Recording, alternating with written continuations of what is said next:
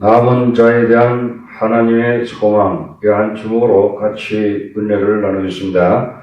로마서 11장 4절 저에게 하신 대답이 무엇이뇨? 내가 나를 위하여 바알에게 무릎을 꿇지 아니한 사람 7천을 남겨두었다 하였으니 로마서 11장에서 하나님이 역사에서 이스라엘의 역할에 대해서 말씀하고 있습니다. 하나님은 그의 남은 자들을 통해서 하나님의 일을 수행하고 있었습니다. 더욱이 하나님은 그분의 백성들에게 불멸의 소망을 가지고 계십니다.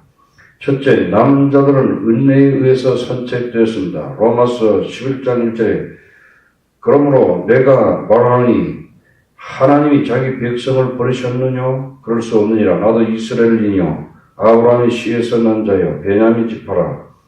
이스라엘 백성들은 하나님께서 이스라엘을 포기하셨다고 쉽게 느낄 수 있었습니다. 인간적인 관점으로 볼 때는 이스라엘은 거절당하였다고 생각할 수 있습니다. 이스라엘이 자기 의와 교만 가운데 그들은 하나님의 아들 예수 그리스도를 십자가에 못 박아버렸습니다.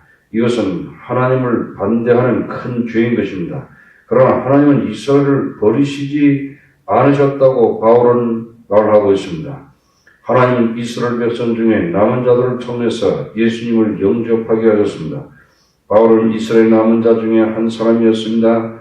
사도 바울은 바리새인이었고 교회를 핍박하는 단체의 리더였습니다. 지도자였습니다. 그러나 예수님께서 바울을 방문하셨고 그에게 개인적으로 말씀하셨습니다. 예수님은 바울을 정죄하지 않으시고 그의 죄를 용서하시고 이스라엘 민족과 이방인들을 위한 사도로 임명하셨습니다. 바울은 그 자신의 인생에 대한 하나님의 은혜에 대해서 생각해 보았을 때 하나님께서 그의 민족을 버리시지 않았다는 확신이 있었습니다. 역사를 통하여 보면 하나님의 일은 남은 자들을 통해서 이루어졌습니다. 예를 들면 엘리야는 선지자였습니다. 엘리야는 이스라엘 백성이 우상숭배로 기울어져 있을 때 하나님 편에 섰던 선지자였습니다. 그러나 이스라엘 백성들은 하나님 편에 서기에는 너무 죄의 병이 심하게 들었습니다. 사울 왕과 이스벨 왕비를 통하여 역사하시는 사탄의 역사는 압도적이었습니다. 엘리야는 이스라엘 백성들에 대해서 하나님께 불평을 하였습니다. 로마서 11장 3절에 주여 저희가 주의 선지자를 죽였으며 주의 제단을 헐어버리고 나만 남았는데 내 목숨도 찾나이다 하니 엘리야는 완전히 실망하였고 열매 없는 영적인 싸움을 싸운 후에 완전히 지쳤습니다. 엘리야는 하나님을 더 이상 섬길 수 없을 만큼 낙담하였습니다. 우리는 엘리야를 이해할 수 있습니다. 우리는 때때로 폭력과 어둠의 세력으로부터 공격을 받아 충격을 받을 때가 있습니다. 우리는 계속해서 낙심할 때가 있습니다. 로마서 11장 4절에 저에게 하신 대답이 무엇이냐? 내가 나를 위하여 바알에게 무릎을 꿇지 아니한 사람 7천을 남겨두었다 하셨으니 하나님은 이스라엘에 강하게 역사하고 계셨습니다. 하나님은 우상 숭배와 타협하지 않고 하나님의 진리편의 선자들을 지속적으로 조용하게 개인적으로 두셨습니다. 남은 자의 수는 7,000명이었습니다. 엘리야가 이런 사실을 몰랐다는 것은 놀라운 일이 아닐 수 없습니다. 그러나 하나님 편에 서 있는 이스라엘 사람들이 7,000명이나 있었습니다. 로마서 11장 5절에 그런즉 이와 같이 이제도 은혜로 택하심을 따라 남은 자가 있느니라. 하나님은 남은 자를 통해서 일을 하고 계신다는 것을 깊이 인식하게 되었습니다. 사도 바울이 전도 여행을 통하여 피시디아, 안디오, 이고니온, 루스드라, 이고니온, 데살로니가, 베레아, 고린도, 에베소의 유대인 회당에서 복음을 전파하였습니다. 예상한 대로 다수의 유대인들은 사도 바울에 대해서 반대하게 되고 복음의 적이 되었습니다. 그러나 소수의 사람들 브리스길라와 아골라, 디모데 같은 사람들이 복음을 영접했습니다. 이 남은 자들이 하나님의 교회에서 각 도시마다 설립자들이 되었습니다. 12제자들 역시 남은 자들입니다. 베드로, 요한, 야고보 친구들이 유대인들입니다. 예수님의 은혜로 선택되었고 세계 선교를 위한 사도로 양육되었습니다.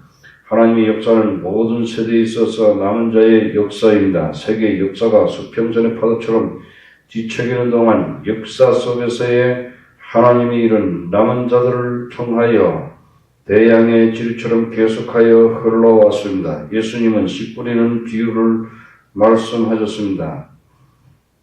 복음은 모든 민족의 모든 사람에게 전해졌습니다.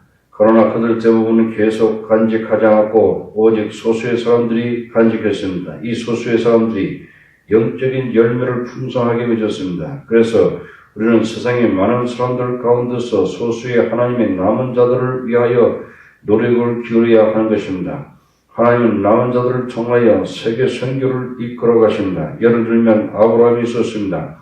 그는 무슨 일을 하기에 너무나 늙었고 자녀가 없었기 때문에 우울해 보였습니다. 그러나 하나님은 그에게 말씀하셨습니다. 창세기 12장 2절로 3절에 내가 너로 큰 민족을 이루고 내게 복을 주어 내 이름을 창대케 하리니 너는 복의 근원이 될지라. 너를 축복하는 자에 내가 복을 내리고 너를 저주하는 자에게 내가 저주하리니 땅의 모든 족속이 너를 인하여 복을 얻을 것이니라 하신지라. 아브라함은 이 약속을 마음에 간직하였고 믿음으로 살았습니다. 하나님은 아브라함의 믿음을 통하여 전 세계의 모든 세대에 축복을 하도록 하셨습니다. 그러나 아브라함은 겨우 그 자신 세대만 기억할 뿐이었습니다. 우리는 우리 세대에 하나님의 남은 자들을 보아야 하는 것입니다. 어떤 때는 우리는 죄와 문제만을 보게 됩니다. 그러나 낙심하게 되고 쓸모없게 됩니다. 그러나 하나님의 은혜로 우리는 이 세대에서 남은 자들이 됩니다. 나는 이 세대의 남은 자라고 믿습니다. 당신은 이 세대의 남은 자입니다. 로마서 11장 6절에 만일 은혜로 된 것이면 행위로 말미암지 않으니 그렇지 않으면 은혜가 은혜되지 못하니라. 하나님이 남은 자는 하나님의 은혜로 선택되고 하나님의 은혜로 보존됩니다. 둘째, 다른 남은 자들은 완악해졌다입니다. 하나님은 남은 자들을 위하여 일을 하여 오셨습니다. 이스라엘은 예수님을 영접하지 않았습니다. 예수님께서 자기 땅에 오셨지만 자기 백성이 영접하지 않았습니다. 요한복음 1장 11절에 자기 땅에 오면 자기 백성이 영접지 않았으니 그뿐만 아니라 이스라엘 백성들은 하나님의 인간적인 병영을 무시하였습니다. 사람들은 예수 안에 있는 하나님의 은혜를 직면하고 거절했을 때 어떤 일들이 그들에게 일어납니다. 그 사람들은 마음이 완악해지게 되는 것입니다. 로마서 11장 7절로 8절에 그런즉 어떠하뇨 이스라엘이 구하는 그것을 얻지 못하고 오직 택하심을 입은 자가 얻었고 그 남은 자들은 완악하여졌느니라. 기록된 바 하나님이 오늘날까지 저희에게 혼미한 심령과 보지 못할 눈과 듣지 못할 귀를 주셨다 함과 같으니라. 하나님은 그리스도를 거절하는 사람들에게 제 몸에서 일어나는 일들을 모르는 정신 상태인 인사불성의 영을 주십니다. 이것은 사람들로 하여금 멍한 상태의 혼돈된 상태로 만드는 것입니다. 인간 마음을 허약한 상태가 됩니다. 진리를 거절할 때 완악하게 됩니다. 사람이 하나님을 거절하게 될 때 완악하게 됩니다. 하나님을 향하여 마음이 굳은 사람들은 허약하게 되고 어리석게 되는 것입니다. 영적으로 말하면 그들은 맹인이 되고 귀머거리가 되는 것입니다. 그들은 하나님을 섬기고 있다고 생각하지만 실상은 하나님의 원수같이 행동합니다. 다윗은 이런 종류의 사람들 때문에 고난을 당하였습니다. 그리스도를 통한 하나님의 구원사에게서 하나님의 원수였다고 바울은 말하고 있습니다. 로마서 11장 9절에 또 다윗이 가로되 저희 밥상이 온무와 덕과 거치는 것과 고응이 되게 하옵시고 밥상은 하나님의 백성이 되는 직분으로서의 하나님의 축복을 가리킵니다. 얄궂게도 이러한 축복은 이스라엘이 약속한 메시아를 거절할 때까지 교만하게 만들었습니다. 하나님은 우리에게 선택의 자유를 주셨습니다. 우리는 하나님의 은혜를 거절할 수도 있습니다. 셋째, 이스라엘에 대한 하나님의 지혜입니다. 로마서 11장 11절에 그러므로 내가 말하니 저희가 넘어지기까지 실족하였느냐? 그럴 수 없느니라. 저희의 넘어짐으로 구원이 이방인에게 이르러 이스라엘로 식인하게 함이니라. 이스라엘이 그들의 마음이 굳어지고 복음을 거절했을 때 그 결과는 심각한 것이었습니다. 그러나 바울은 여기에서 하나님이 숨겨진 목적을 보았습니다. 그것은 이스라엘로 하여금 식인하게 하는 것이었습니다. 이러한 방법을 통해서 하나님은 이스라엘로 하여금 복음을 받아들이도록 동기를 부여하고 이스라엘에 대한 하나님의 영광스러운 목적을 성취하는 것이었습니다.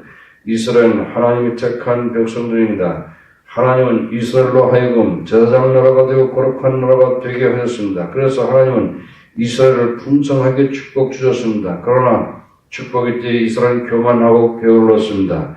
이스라엘은 약속의 땅에 가나안에서 젖과 꿀을 누리면서 살면서 하나님이 세계 선교에 대한 목적을 무시하였습니다. 그리스도 이 땅에 오셨을 때 비극적으로 이스라엘은 그를 거절하였습니다. 그래서 하나님은 복음을 이방인에게로 보내셨습니다. 바울의 시대에 복음은 빌립보, 고린도, 에베소, 로마까지 전파되었습니다. 복음의 땅끝까지 전파되었습니다. 이방인들이 개인적으로 하나님을 알기에 이르렀습니다. 이방인들이 하나님의 은혜를 온 세상에 전달하는 그릇이 되었습니다.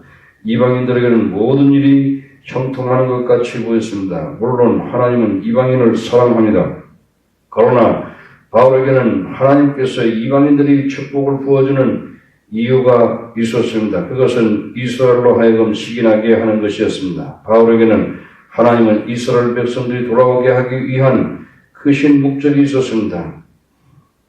바울은 하나님의 구속사역에서 이방인들은 자신들을 어떻게 볼 것인지와 이스라엘은 어떻게 볼 것인지를 말하고 있습니다. 이방인들은 이스라엘에게 질투를 일으키게 하는데 좋은 친구와 같았습니다. 이방인들은 수로분위기 여인처럼 이스라엘이 먹다 남은 부스러기를 먹는 것과 같았습니다.